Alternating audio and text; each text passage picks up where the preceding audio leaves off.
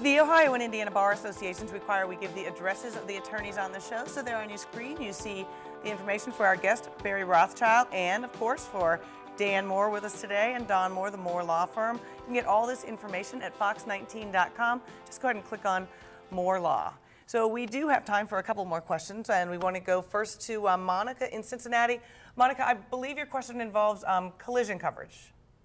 Yes, my question is, my insurance company, I had paid off my vehicle, and my insurance company says that I should keep full coverage on my vehicle, so that way when I do get into a wreck, I would get the full coverage, full amount back for what the Blue Book is on my vehicle. Is that correct?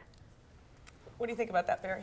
Well, Monica, that comes down to pretty much what your vehicle is worth. Can I ask you what kind of make, year, and model your car is? Yeah, I have a 2004 Toyota Sienna. 2004 or 2000? 2004.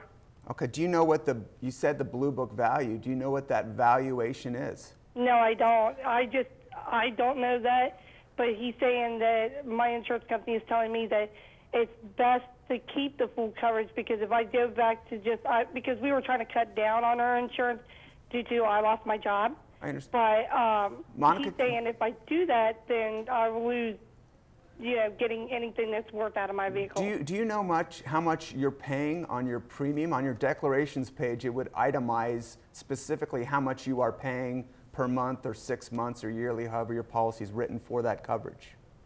No, I do not know that. Well, here's what I would tell you to do, Monica. The starting point would be to go to a site such as kbb.com, edmunds.com, nada.com, and check out what the Blue Book value of the 2000 Ford that you own is. Then you have to determine, can you afford to suffer the loss of that much money should you total or wreck your collision? If it's $2,000, $4,000, $6,000, $8,000, whatever it is, that's going to be a personal decision whether you can afford to sustain that loss. If you believe you can afford to sustain that financial loss in a collision, then you can cancel your collision coverage and you will not be protected for your property anymore. However, if you feel that the amount of money is more than you can stand to lose in a collision, you need to compare that against how much you're paying in premium and make that decision. Don't just leave it up to your insurance agent or adjuster to make that decision for you. Okay. All right, I think we have time for one more call. Let's head to Ron in Franklin. Go ahead, Ron. Hello. Good morning. How is everybody today? Good. How are you? I'm doing all right, but I back in the day I had some insurance issues which I've passed, but I always carried a $300,000 bond, which I don't know. I told everybody I was good to drive their vehicle because I was like personally bonded. Mm-hmm. And I'm curious now. We're carrying some minimums, and my son moved out of our house and kind of broke away from our personal insurance. He was on our policy, but he went with the same agent and everything. And I guess while discussing his new policies, the insurance agent said, you need to speak to your parents about our minimums. And I had dropped that $300,000 a long time ago, but I'm wondering now, should I keep my minimums as is? I mean, we have a couple vehicles that are fully covered. Hey, Ron, I'm going to have to stop you right there because we're just about running out of time. I want to make sure Dan has a chance to answer. We have less than a minute.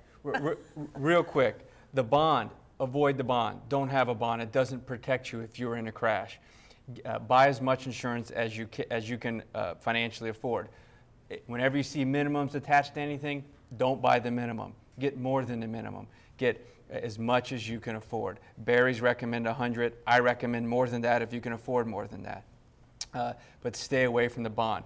You want to look at MedPay. Make sure you've got MedPay. You want to look at your underinsured, and you want to look at your liability coverage. Those are the things you need to look at and increase those as much as you can in a traditional insurance policy. Okay, that's about all the time we have for today. Coming up next week, we'll be talking all about injuries.